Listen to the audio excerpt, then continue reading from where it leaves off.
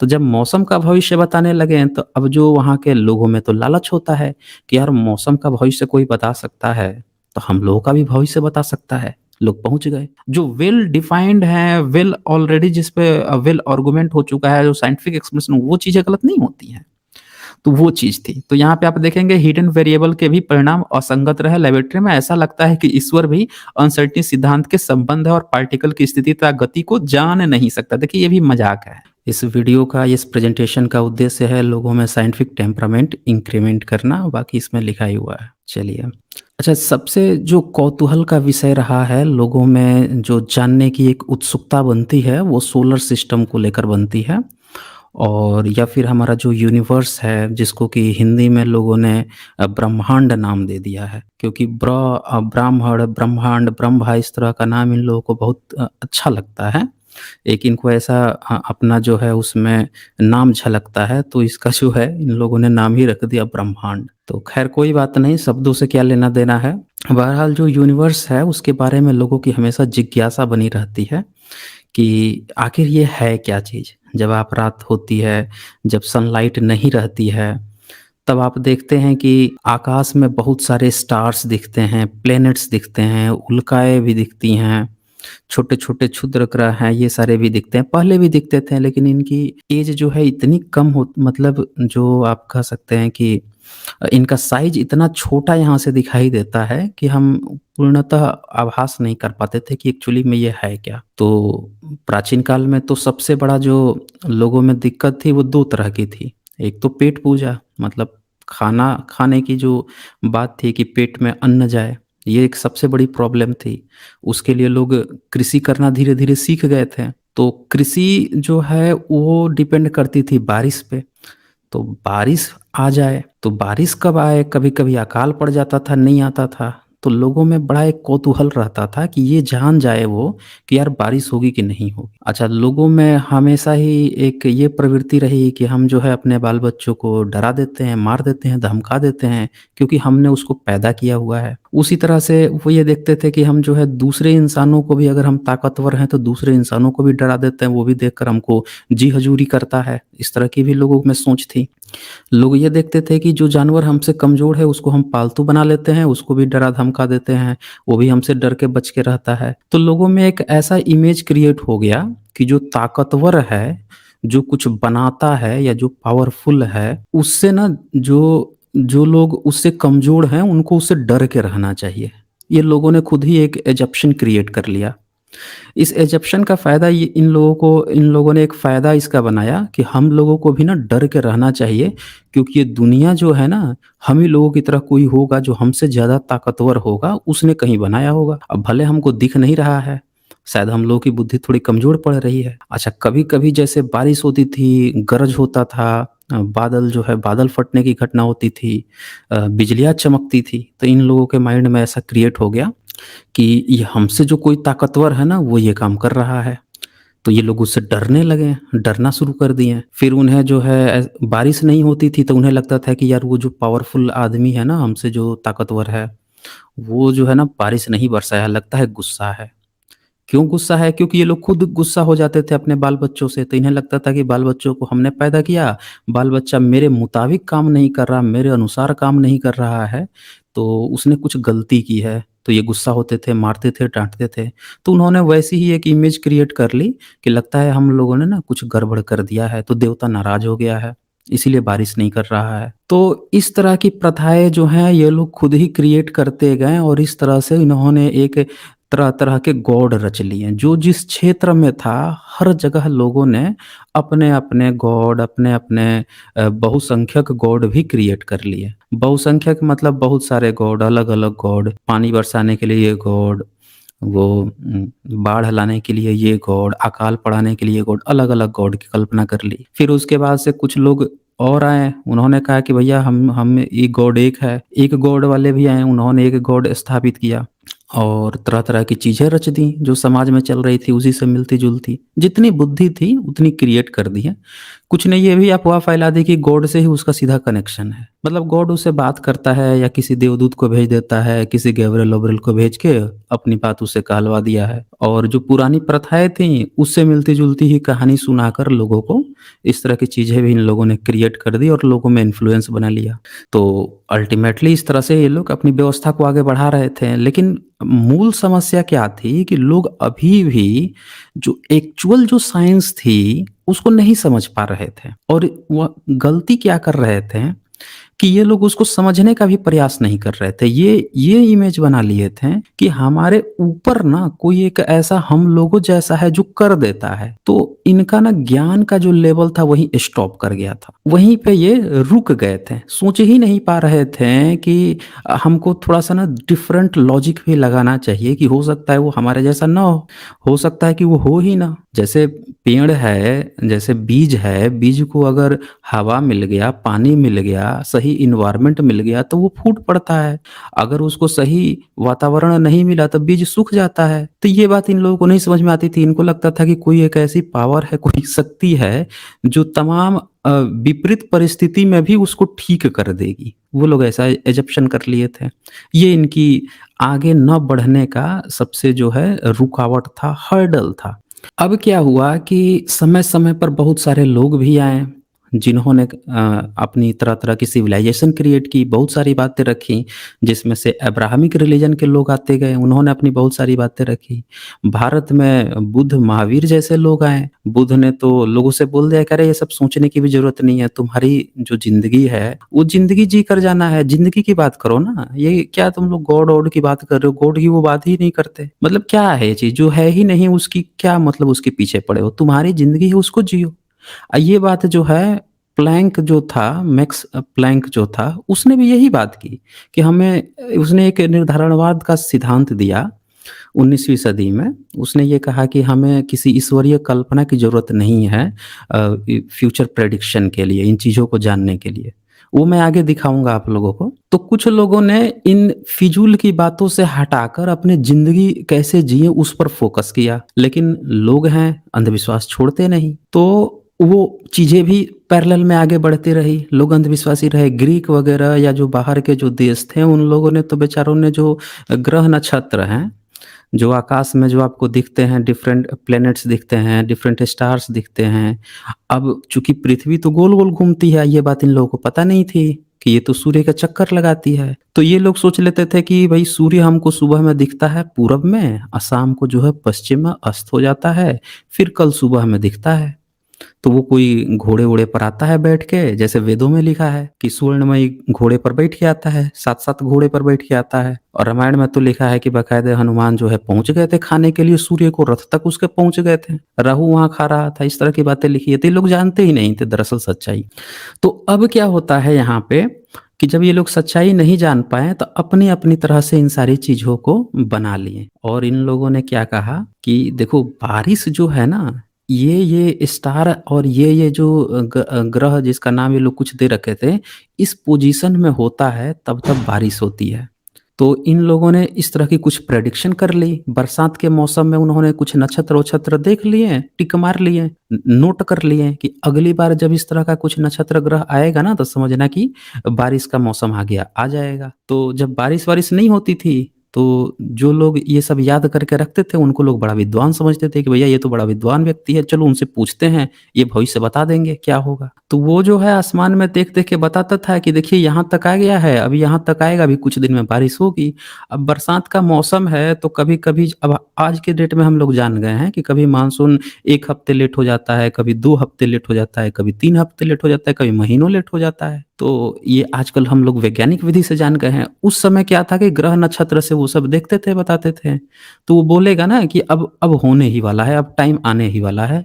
कभी डिले हो गया तो। तो लोग कुछ दिन बाद हो जाती थी, बस उतने में ही वो खुश हो जाते थे कि हाँ, हाँ, देखो इन्होंने ना मौसम प्रेडिक्शन बता दिया, ये बहुत बड़े वो हैं, भविष्यवक्ता हैं, ये भविष्य बताते हैं। तो जब मौसम का भविष्य बताने लगे तो अब जो वहाँ के लोगों में तो लालच होता है कि यार मौसम का भविष्य कोई बता सकता है, तो हम लोगों का भी भविष्य बता सकता है। लोग पहुँच गए कि भैया देखिए हमारा हम क्या भविष्य में क्या बनेंगे, ये बनेंगे।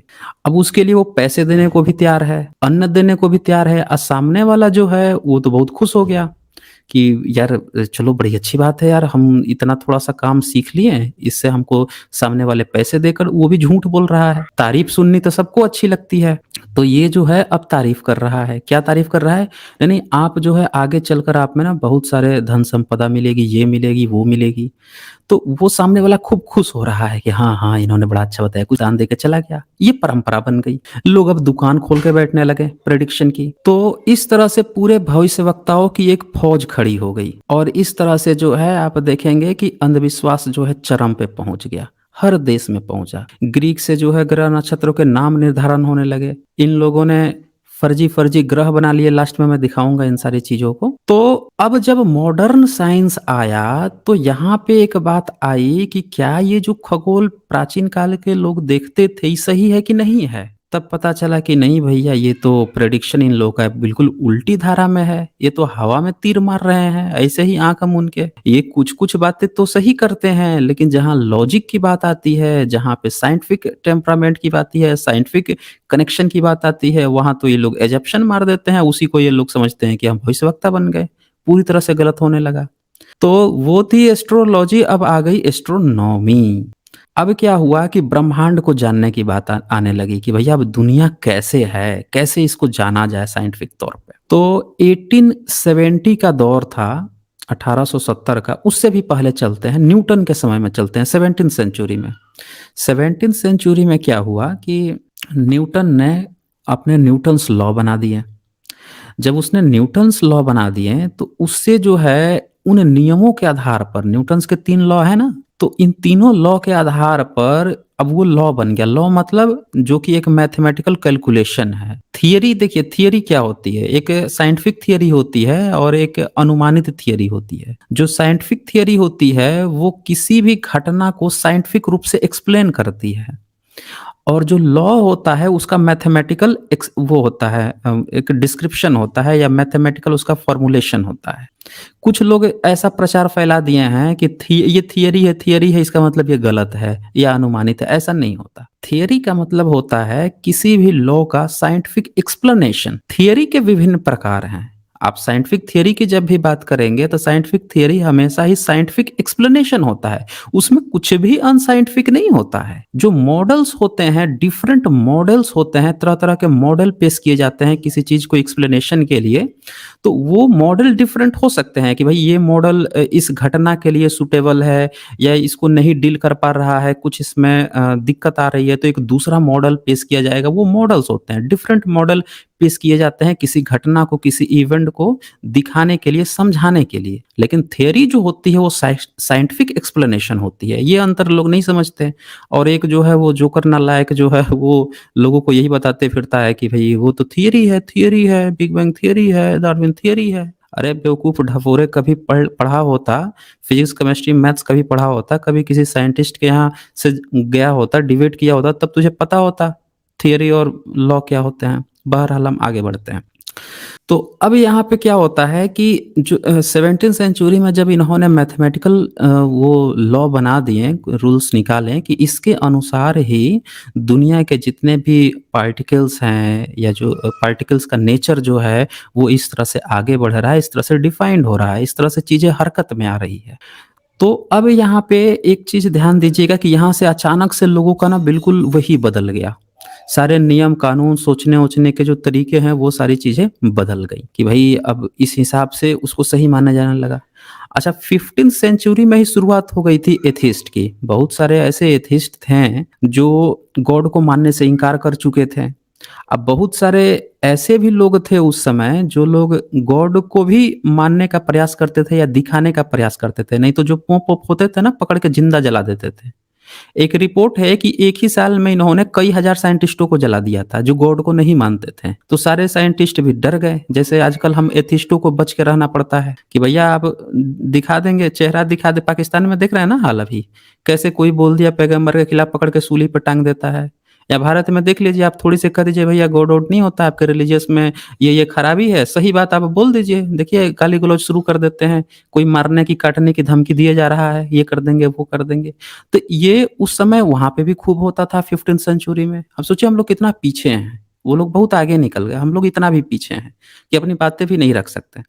तो उस समय ज़िंदा जला देते थे, ऐसे लोग थे। गैलीलियो को बताइए उतना जिसने चश्मे का आविष्कार किया, जिसने दूरबीन का आविष्कार किया, उसको इन लोगों ने देश से निकाला दे दिया, उसकी आँखें खराब हो गई, उसको इतना कष्ट दिया, उसको जो है नज़रबंद करके रखा। बाद में अब जाके इन्होंने माफ़ी माँगी है पोप लोगों ने, कि हाँ, हम लोगों ने गलती की थी। जियोर्दानो ब्रूनो को ज़िंदा जला दिए। तो ये इसलिए वहाँ के साइंटिस्ट जो हैं वो क्या किए, कुछ तो बेचारे दिखावे के लिए गॉड का नाम ले लेते थे। कुछ जो है नाम ही नहीं लेते थे, साइंटिफिक काम करते थे। और जैसे ये लोग कहते हैं ना कि नहीं, नहीं बुद्ध ने भगवान का नाम नहीं लिया है, वो भगवान की बात नहीं करते थे। वही हाल वहाँ के उस समय के साइंटिस्टों का हो गया। वो अब गॉड का नाम नहीं लेते थे, कुछ भी अपना साइंटिफिक काम कर रहे हैं लेकिन बोलने से बचते थे कि भैया अगर हम बोल देंगे ना कि ईश्वर नहीं होता है तो हमारे साथ भी ये लोग हमको मार देंगे, जला देंगे, ये कर देंगे। तो वो बेचारे साइलेंट होने लगे इन मुद्दों पे। इस तरह से चीज़ें जो हैं आगे बढ़ती रहीं, लेकिन चीज़ें आगे बढ़ती रहीं।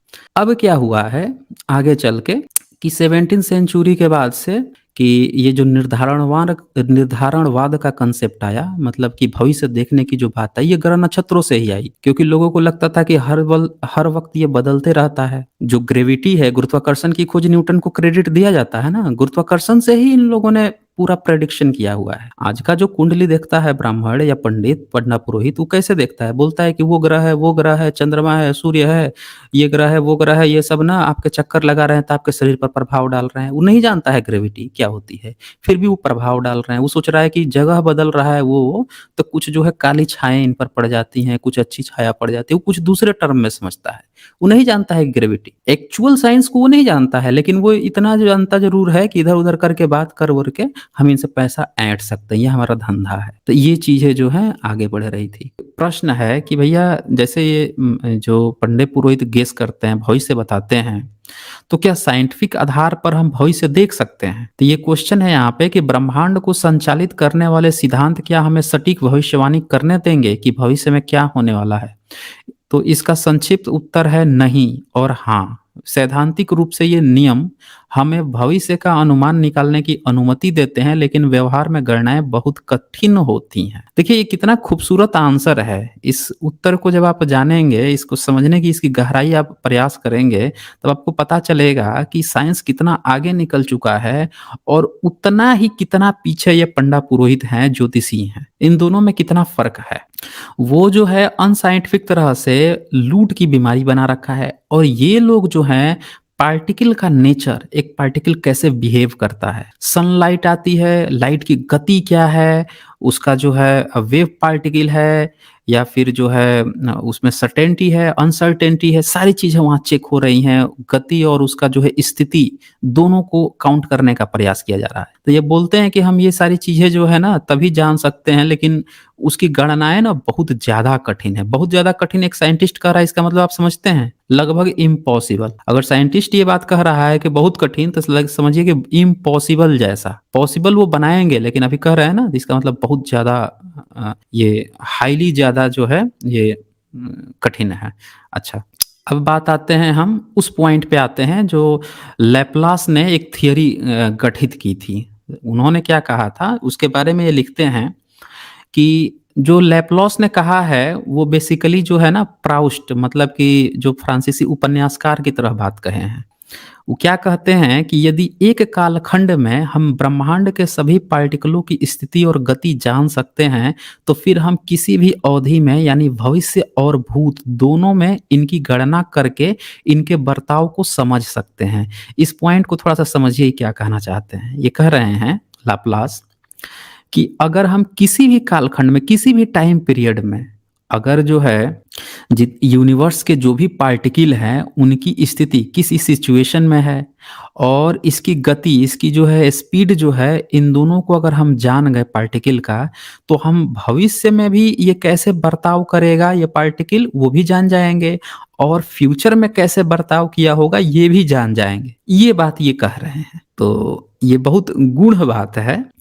इसी को लोगों ने ये समझ लिया कि दुनिया जो है एक कांस्टेंट टाइप का है, मतलब जैसे यहाँ पे एक पार्टिकल का नेचर होगा तो दुनिया के किसी भी जगह पे वैसा ही पार्टिकल का नेचर होगा। ये लैप्लास के नियम के अनुसार ये बातें निकल के आ रही है। तो इसमें जो है ये लिखते हैं कि एक शंकास्पद कहानी भी है कि जब लैप्लास से नेपोलियन ने पूछा था कि ये जो आप सिद्धांत दे रहे हैं, ये जो बात आप बता रहे हैं, इसमें ईश्वर किस तरह से उपयुक्त, मतलब भाई आप तो सिद्धांत दे दिए, आप लोग तो साइंटिस्ट हैं, तो भैया ईश्वर के बारे में बताइए कि ईश्वर फिर क्या ईश्वर ईश्वर का इसमें क्या रोल है? आप तो अपने गणना के अनुसार बता दिए हैं, ईश्वर का इसमें क्या रोल है? तब लैपलस ने जवाब दिया, सर मुझे उस परिकल्पना की ज़रूरत ही नहीं है। समझ गए इस पॉइंट को? इसका मतलब ये हुआ कि जो सिविलियंस होते हैं या फिर जो पंडे पुरोहित होते हैं, ये जो बताते हैं कि भगवान ने ये सब चीज़ बना दिया, भगवान ने नियम बनाए, भगवान ने कानून बनाए, भगवान ने ये किया, वो किया, वो सब कुछ भी ज़रूरत नहीं है। इसमें किसी ईश्वर की रोल ही नहीं है। वो बात ही नहीं कर रहा। कह रहा है कि हम दुनिया के चीज़ों का, यूनिवर्स की चीज़ों को हम जानने समझने का प्रयास कर रहे हैं। हमें इसमें किसी ईश्वर की ज़रूरत ही नहीं है। तो ये आई थी। फिर क्या हुआ ना कि प्लैंक के बाद से हाइज़नबर्ग नामक एक साइंटिस्ट हुए। उन्होंने कहा कि भई जो पार्टिकल्स होता है उसका नेचर जो है अनसर्टेन होता है। ऐसा थोड़े एक ही जैसा बिहेव करेगा कि आप आज जान गए तो अगली बार भूत में भविष्य में वैसा ही बिहेव करेगा, नहीं। प्लैंक ने कहा कि भैया वो अनसर्टेन होता है, उसका जो नेचर है वो डिफरेंट हो सकता है, अलग स्थिति हो सकती है, हम एक साथ उसको काउंट ही नहीं कर सकते। बस यहीं से सिद्धांत बदल गया। लोगों ने जैसे ही 19वीं से 20वीं सदी आई, लोगों ने इस बात को मान लिया कि भैया लैपलस जो बात कह रहे थे कि हम निर्धारणवाद जो निर्धारित कर सकते हैं, भविष्य देख सकते हैं, ये बात जो है हो ही नहीं सकती। यहाँ से इस बात को बल मिला। तो अब देखिए ये पॉइंट यहाँ पे आपको मिल जाएगा। इसमें कहते हैं कि हालांकि 20वीं सदी में 2 बातें हुई जिन्होंने दर्शाया कि भविष्य के पूर्वानुमान में लैपलस के दृष्टिकोण को साकार नहीं किया जा सकता। इसमें से जो पहली बात थी उसे क्वांटम मैकेनिक्स कहा गया। देख लीजिए, क्वांटम मैकेनिक्स का एक सिद्धांत ले आते हैं मैक्स प्लैंक। अब यही जो क्वांटा है या क्वांटम थियरी है, ये आप लोगों ने आजकल सुना होगा। खूब लोग गाना गा रहे हैं, अरे क्वांटम फिजिक्स है, क्वांटम फिजिक्स है, ये है वो है। ये 19वीं सदी में मैक्स प्लैंक लेकर आए थे। इससे पहले का जो सिद्धांत था लैपलस का, उसको जो निर्धारणवाद की जो थियरी थी उसको हटाकर ये दूसरी थियरी लाई गई क्वांटम मैकेनिक्स की, और ये भी जो है उतनी सफल नहीं हो पाई। इन्होंने बोला कि प्लैंक ने क्वांटा के विचार को मात्र गणितीय तरकीब बताया है, कहा कि इसमें कोई भौतिक सच्चाई नहीं है। तो इसके बाद अभी आगे भी काम होते रहा। फिर जो है 1927 तक जो है ये निर्धारणवाद का क्या प्रभाव पड़ेगा इस सब पर डिस्कस हो रहा था। तब जो है एक अन्य जर्मन भौतिक शास्त्री वर्नर हाइजेनबर्ग जो है वो आते हैं और ये बताते हैं कि पार्टिकल की स्थिति और गति का आकलन एक साथ नहीं कर सकते। तो ये पॉइंट भी आपको देखने को मिल रहा है। इसके बाद से आप यहाँ पे देखेंगे कि हाइजेनबर्ग ने अनसर्टेनिटी सिद्धांत में इसे गंभीर रूप से कमजोर कर दिया। मतलब लैपलस का जो मैंने अभी आपको बताया कि लैपलस का जो निर्धारणवाद का जो सिद्धांत था वो हाइजेनबर्ग के कारण ही कमजोर हो गया। उसको जो है लोग जो है समझ गए कि नहीं, ऐसा नहीं पॉसिबल हो सकता। अब आइंस्टीन की बात आती है। लोग बहुत ये प्रचार फैलाते हैं ना कि आइंस्टीन बड़े गॉड को मानते थे, ये मानते थे, वो मानते थे। दरअसल ये जो साइंटिस्ट के टर्म में जो गॉड की बात आती है वो दूसरी चीज है। ये पंडे पुरोहित जो है इनका जो गॉड है ये दूसरा है। ये लोग नहीं समझ पाते। किताबें लिखेंगे वहां पे लिख देंगे गॉड, ये समझेगा मेरे गॉड की बात हो रही है। अरे वो एक जो आप समझ सकते हैं जो प्रकृति है उसकी बात कर रहे होते हैं, नेचर जो है उसकी बात कर रहे होते हैं। यहाँ सब समझ लेता है कि इनका जो जीसस क्राइस्ट है, इनका जो अल्लाह है उसकी बात हो रही है, या इनका राम कृष्ण ब्रह्मा विष्णु महेश उनकी बात हो रही है। ये ऐसे ढपोरे लोग हैं।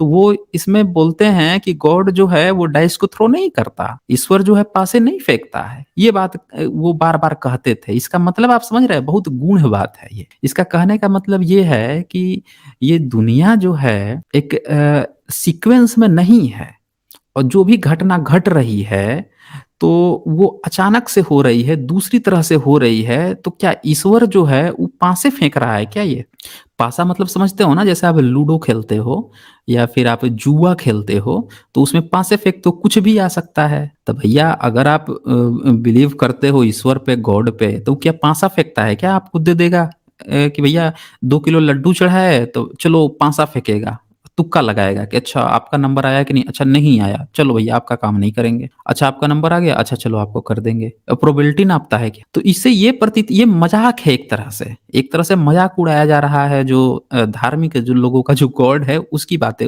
चल रही हैं कि कैसे मतलब बेवकूफियत भरी जो थिंकिंग है उसको एक तरह से मजाक में रिप्रेजेंट किया गया है। तो नीचे आप देखेंगे कि इस वास्तविकता के बारे में ईश्वर को पता हो सकता है, लेकिन डार्क ग्लास के माध्यम के अलावा प्रकाश हमें उसे देखने नहीं देगी। इसमें आगे ये भी बात आती है कि ईश्वर क्या फिर जुआरी है जो पासे फेंकते रहता है? देखिए इसमें जो है, तो आइंस्टीन का ये जो विचार था कि ये पासे नहीं फेंकता है, मतलब ये पूरा एक सीक्वेंस में होनी चाहिए, तो इसको ना हिडन वेरिएबल थ्योरी कहा गया। और हिडन वेरिएबल थ्योरी जो है, आइंस्टीन के समय में ऐसा समझ लिया गया कि ये जो है ना सबसे अच्छी बात है और ये सटीक बात है, क्योंकि ये तो आइंस्टीन महोदय कहे हैं। लेकिन क्या हुआ कि आगे चल के इस चीज को साइंटिस्टों ने ही गलत कर दिया। एक ब्रिटेन के भौतिक शास्त्री जॉन बेल थे, उन्होंने जो है इस हिडन वेरिएबल थ्योरीज को अपने लेबोरेटरी में गलत ठहरा के दिखाया कि नहीं ये गलत है।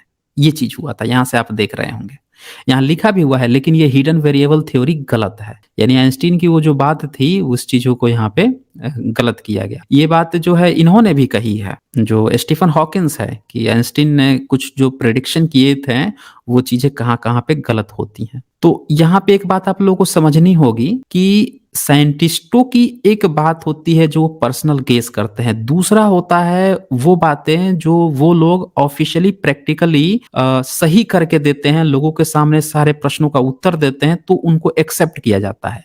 जिस पर उनका अपना कोई रिसर्च नहीं है, लेकिन जो अनुमान लगाते हैं, गेस करते हैं, उन्हीं को दूसरे लोग डिबंक करते हैं। ये बात याद रखिएगा। ऐसा नहीं है कि न्यूटन्स लॉ को कोई आके डिबंक कर दिया, नहीं, न्यूटन्स लॉ को कोई नहीं डिबंक कर रहा है। न्यूटन्स ने जो जो प्रेडिक्शन, वैसी प्रेडिक्शन की, जो बातें उन्होंने अनुमान के तौर पे कि ऐसा हुआ होगा या ऐसा होगा, क्योंकि अभी तक मैं नहीं कर पाया हूं, मे बी ऐसा हो सकता है, वो चीजें गलत होती हैं। जो वेल डिफाइंड है, वेल ऑलरेडी जिस पे वेल आर्गुमेंट हो चुका है, जो साइंटिफिक एक्सप्लेनेशन, वो चीजें गलत नहीं होती हैं। तो वो चीज थी। तो यहाँ पे आप देखेंगे हिडन वेरिएबल के भी परिणाम असंगत रहे लेबोरेटरी में। ऐसा लगता है कि ईश्वर भी अनसर्टेनिटी सिद्धांत के संबंध है और पार्टिकल की स्थिति तथा गति को जान नहीं सकता। देखिए ये भी मजाक है कि जो गॉड कहते हैं कि गॉड पास से नहीं फेंकता, तो ये बोल लेबोरेटरी में ये एक्सपेरिमेंट करके यहाँ मजाक के टर्म में लिखा गया है कि ऐसा लगता है कि ईश्वर को भी नहीं पता है कि आगे क्या होने वाला है। मतलब जो लोग मानते हैं ना कि ईश्वर भविष्य लिखा है, वही लिखा सारा चीज लिखा है, इसका ये मजाक यहाँ पे उड़ाया गया है। कुछ भी नहीं होता, उसको भी नहीं पता है, पार्टिकल की स्थिति तक नहीं पता है, ना गति तक उसको पता है। क्या करेगा, खाक करेगा। ऐसे गॉड की जरूरत भी नहीं है जो कुछ नहीं कर सकता। आगे लिखते हैं मजाक के टर्म में, सारे साक्ष्य बताते हैं कि ईश्वर एक पक्के जुआरी है जो हर संभावित अवसर पर पासे फेंकते हैं। यानी कि जो आइंस्टीन की बात है कि पासे नहीं फेंकता, वो बात जो है यहाँ पे गलत होती है। ये इसका मजाक उड़ाते हुए ये बात को यहाँ पे लिखा गया है कि इसका मतलब ईश्वर अगर है तो वो एक पक्का जुआरी है, जिसको खुद नहीं पता है कि पार्टिकल की गति क्या होगी, पार्टिकल का जो है स्थिति क्या होगी, और हर संभावित अवसर पर वो जो है पासे फेंक रहा है, उसको खुद ही नहीं पता है कि क्या होगा क्या नहीं होगा। ये बातें आ रही हैं। तो इस तरह से चीजें आगे बढ़ती हैं और इस तरह से हम देखते हैं कि अभी तक जितनी भी थ्योरीज आई हैं उससे कहीं से भी ये नहीं साबित हो पाया है कि कोई भी भविष्य को देख सकता है। तो यहाँ पे जो है इन्होंने भी ये बात को कहा है कि ये सारी जो प्रेडिक्शन अभी की भी गई है, ये बताते हैं स्टीफन हॉकिंग कि जितने भी प्रेडिक्शन अभी तक किए भी जा सकते हैं कुछ पार्टिकल्स के नेचर को देखकर, वो जब ब्लैक होल्स की बात आएगी तो वहां पे भी वो चीजें गलत हो जाएंगी। ब्लैक होल्स में वो चीजें काम नहीं करेंगी। तो ये एक छोटा सा मैं आप लोगों को बिना किसी मैथमेटिकल इक्वेशन के या बिना किसी ज्यादा कॉम्प्लेक्सिटी के मैंने प्रयास किया, क्योंकि हमारे जो ऑडियंस है, हमारे जो लोग हैं, बहुत सारे लोग जो है अगर मैथमेटिकल एक्सप्लेनेशन करें या बहुत डेप्थ में करें तो कुछ लोग तो समझ जाएंगे और लोगों को दिक्कत आ सकती है। तो मैंने बहुत ही हल्के में, संक्षेप में एक लुक दिखाने का प्रयास किया कि जो भविष्य की बातें हैं साइंटिफिक रूप से वो अभी तक निर्धारित नहीं है, वो बदलती हैं और जगह क्षेत्र पर भी बदलती हैं। और जो लोग ये ग्रह नक्षत्र की जो प्रेडिक्शन करते हैं, देख के बताते हैं कि ये हो रहा है तो ये हो जाएगा, वो तो बहुत ही बचकाना, इतना ज्यादा बचकाना है, पूछा नहीं जा सकता है। अब मैं छोटे से ना आपको एक दो सैंपल भी दिखा देता हूँ। जैसे ये लोग बताते हैं कि हमारे ऋषि मुनि जो हैं बड़े खगोल वैज्ञानिक थे, वही वेद में ज्ञान है, विज्ञान है, इसी से दुनिया में जो है लोगों ने, साइंटिस्टों ने चुरा लिया और विज्ञान जान गए। अरे ऋग्वेद के लेखक को यही नहीं पता है कि धरती जो है स्थिर है, कि सूर्य का चक्कर लगाती है, परिक्रमा करती है, कि क्या करती है, उनको ये तक नहीं पता है। ऋग्वेद के जो है ये 2 जो मंडल है उसका 12 जो सूक्त है उसका 1 श्लोक देखिए, इसमें कहता है यह पृथ्वी व्यथमान मृदहदः सजना जनास इंद्र। अब इसका क्या मतलब है? हे मनुष्यों, इंद्र ने सृष्टि के आरंभ में कांपती हुई पृथ्वी को स्थिर किया। अब बताइए, जब सृष्टि की रचना हुई तो पृथ्वी कांप रही थी, ब्रह्मा तो धरती बना दिया तो धरती अब कांप रही थी, नया नया बनी थी तो कांप रही थी, ठंडा लग रहा होगा, हो सकता है। तब इंद्र आता है। इंद्र को तो आपको पता है ना, एरावत पे बैठता था, एरावत पे बैठ के हाथी पर बैठ के आता था, और हाथी पर बैठ के आया, उतरा होगा, फिर जो है धरती को हाथ में पकड़ा होगा, कांप रही होगी तो स्थिर किया होगा। वो तो वैसे ही एक्सपर्ट है इंद्र। अहिल्या की जो बीवी थी, नहीं अहिल्या तो खुद ही बीवी थी गौतम ऋषि की, उनको भी पता नहीं गर्मी में गया था, कब गया था, जाके उनका भी रेप कर दिया था। ये तो आप लोगों ने देखा होगा, रामायण में लिखा भी हुआ है। तो वो तो एक्सपर्ट है कांपते हुए को सही करने में, पृथ्वी को भी कांप रही थी, जाके उनको सही कर दिया। अच्छा, इसी तरह से अथर्ववेद में 12 मंडल के वन सूक्त के 11 मंत्र देख लीजिए, उसमें लिख रहा है अनेक रूपों वाली अचला पृथ्वी को एक की इंद्र रक्षा करता है। अब बताइए, जो है अनेक रूपों वाली अचला, अचला मतलब समझते हैं ना, जो चल नहीं सकता। पर्यायवाची जब आप पढ़िएगा ना, उसमें अचला का क्या मतलब होता है? अचला मतलब जो चल नहीं सकता।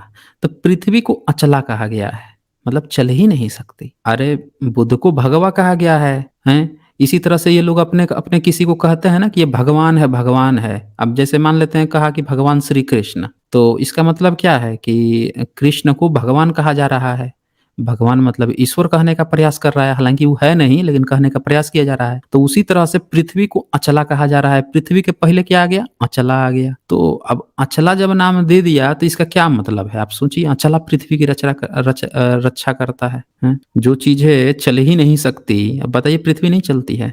अच्छा, अथर्ववेद के 12 सूक्त के 1 के 17 ही जो मंत्र है उसको देख लीजिए, उसमें लिखा है कि हम इस अचल भूमि, लिख रहा है हम इस अचल भूमि जिसे धर्म ने धारण किया हुआ है पर विचरण करते हैं। अब बताइए, अचल भूमि पर, भूमि को अचल बता रहा है, भूमि अचल है। अरे ये इन लोगों को पता ही नहीं था कि धरती जो है सूर्य का चक्कर लगाती है। सूर्य को बोल रहे हैं रथ पर आ रहा है, रथ पर बैठ कर आता है और घूमता है। ये हमारे ऋषि मुनि के विज्ञान है। और जो है यजुर्वेद में देख लीजिए, सूर्य का विज्ञान देखिए ना क्या कह रहा है।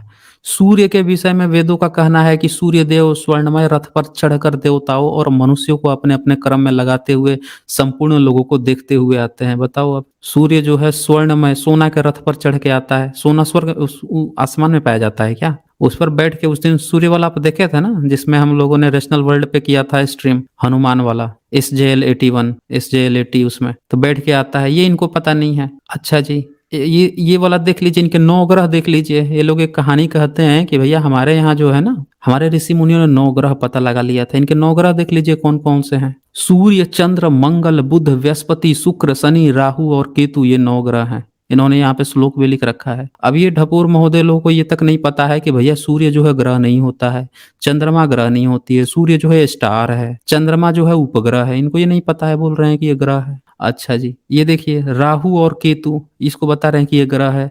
अरे भैया, राहु केतु ग्रह नहीं है। ये राहु से तो सूर्य भी खिलवाते हैं। रामायण में भी लिखा है, इनके बहुत सारे ग्रंथों में लिखा है, वेदों में भी लिखा है कि राहु जो है सूर्य को जाकर खा जाता है, हैं? इनको ये नहीं पता है, इसको ग्रह बता रहे हैं। ये तो इनका विज्ञान है, इनके ऋषि मुनियों का।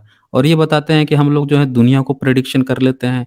हमारे जो है ऋषियों ने आज जो नासा पता लगा रहा है, हमारे ऋषि मुनि जो है इतने साल पहले, हजारों साल पहले 9 ग्रह पता लगा लिए थे। अभी भी कमेंट में आए थे कुछ ढपोर महोदय, बोल रहे हैं अरे अरे ये बताइए हमारे ऋषि मुनि तो इतना साल कैसे 9 ग्रह का पता लगा लिया। आप बोल रहे हैं साइंस ही नहीं है, विज्ञान ही नहीं है हमारे उसमें, ब्राह्मण धर्म में। अरे भैया, यही ब्राह्मण धर्म में, ठीक से समझो तो सही। हम कब कह रहे हैं कि आप में विज्ञान नहीं? यही तो विज्ञान है। क्या आपको यही नहीं पता है कि सूर्य सूर्य जो है वो स्वर्णमयी रथ पर बैठकर घूम रहा है?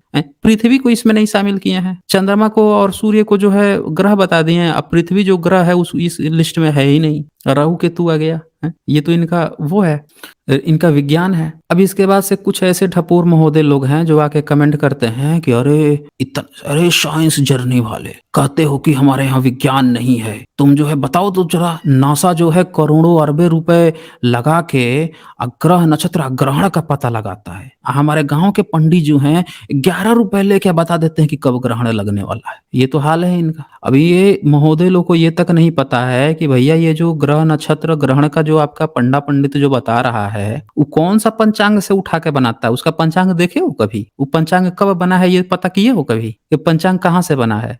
अरे वो पंचांग जो है नेहरू जी बैठाए थे पूरा एक कमिटी कि भैया जो है तुम लोग बैठो और बनाओ एक पंचांग भारत का नेशनल कैलेंडर बनाओ। पूरी दुनिया का जो है ग्रेगोरियन कैलेंडर चल रहा है, जापान और थाईलैंड से लेके बहुत सारे बुद्धिस्ट देश जो हैं वो अपना कैलेंडर बनाए हैं, कुछ तो जो है बुध का कैलेंडर चला रहे हैं, बुध युगाब्द करके कैलेंडर चलाते हैं सब, कि 2600 साल पहले से इतने से साल पहले से बुध का चलाते हैं। अब भारत में भी बनाओ तुम लोग एक कैलेंडर, भारत का अपना कैलेंडर। तो भैया 1956 से एक बैठे मीटिंग बैठी, तो जाकर मीटिंग कई सालों तक करते करते एक कैलेंडर बनाया गया। जब वो कैलेंडर बना तो अब ध्यान आया कि भैया भारत का पुराना कैलेंडर कौन सा है, उसी से तो बनाना पड़ेगा, तभी तो भारत का कहलाएगा। अब जो है पूरा नासा से ही उठा के हम कॉपी पेस्ट कर देंगे तो ये तो फिर ग्रेगोरियन कैलेंडर की तरह हो जाएगा, उनका कैलेंडर हो जाएगा। तब इन्होंने भारत से कैलेंडर खोजना शुरू किया। 2 कैलेंडर मिले इनको, एक विक्रम संवत मिला और एक मिला शक संवत। विक्रम संवत जो है उसका पुराना होने का सबूत ही नहीं था, 10वीं सदी से पहले उसका सबूत ही नहीं मिल रहा था। तो तय हुआ कि ये बाद में बनाया हुआ कैलेंडर है। भले कैलकुलेशन हो रहा है ईसा से 58 साल पहले से, लेकिन सबूत जो है आर्कियोलॉजिकल उसका एविडेंस ही नहीं मिल रहा है। ऐसा लग रहा है किसी जबरदस्ती किसी ने बना के या पुराना ठहराने का प्रयास किया। फिर पता चला कि मालवा कैलेंडर था, उसका चोरी करके इन्होंने 9वीं 10वीं में बना के उसका विक्रम संवत कर लिया था। अच्छा उसमें भी कहाँ से बनाए थे? तो इसी पता चला कि अच्छा यही शक संवत से बना लिए थे। शक संवत कितना पुराना है? तो 78 एडी से है। किसने बनाया है? तो बौद्ध सम्राट कनिष्क ने बनाया है। तब जाके तय हुआ कि सबसे पुराना जो कैलेंडर है भारत का, वो किसी बौद्ध सम्राट का बनाया हुआ कैलेंडर है, कनिष्क का बनाया हुआ कैलेंडर है। उसी को उठा के नेशनल कैलेंडर बनाया जाए। तब उसको उठाया गया और जो साइंटिफिक जो नासा ने जो जितनी चीज़ें खोज रखी हैं आज, या जो उस समय तक जो साइंटिफिक एनालिसिस हो चुकी थी ग्रहों की, सोलर सिस्टम की, उसको दोनों को मिलाकर तब भारत का नया कैलेंडर बनाया गया, जिसको कहा जाता है भारत का नेशनल कैलेंडर शक संवत। राष्ट्रीय कैलेंडर भारत का शक संवत, जो बौद्ध कैलेंडर साइंटिफिक रूप से फिर से बनाया गया, उसको उससे ये पंचांग बनाया जाता है ब्राह्मणों का। अब वो पंचांग लेके बैठता है पंडा पंडित, और तब जाके आपका ग्रह नक्षत्र, यानी कि बौद्धों का प्लस नासा का दोनों का कॉम्बिनेशन है, वो पंचांग लेके बैठता है, तब जाके बताता है। ये नहीं है कि नासा ने इतने करोड़ खर्च कर लिए, ये कर लिए, तब जाके बता दिए। सच्चाई आप लोग ढंग से जाना करो। सच्चाई न जानने के कारण जो है ना, आपको जो है कोई मूर्ख जो है और महामूर्ख बना के चला जाएगा, ठग जाएगा। तो सच्चाई जाननी ज़रूरी है कि इनका पंचांग कहाँ से आया है। वो पंचांग भी सोचिए बुद्धिस्टों का है, और पंचांग भी दोनों का कॉम्बिनेशन है, आधुनिक मॉडर्न साइंस का और बौद्धिज़्म का, दोनों का मिला के बनाया है। उससे पंडा पंडित देख के बता रहा है। ये लोग बोल रहे हैं कि हमारे ऋषि मुनि जो हैं खोज के बैठे हुए हैं। ये सच्चाई है इन लोग।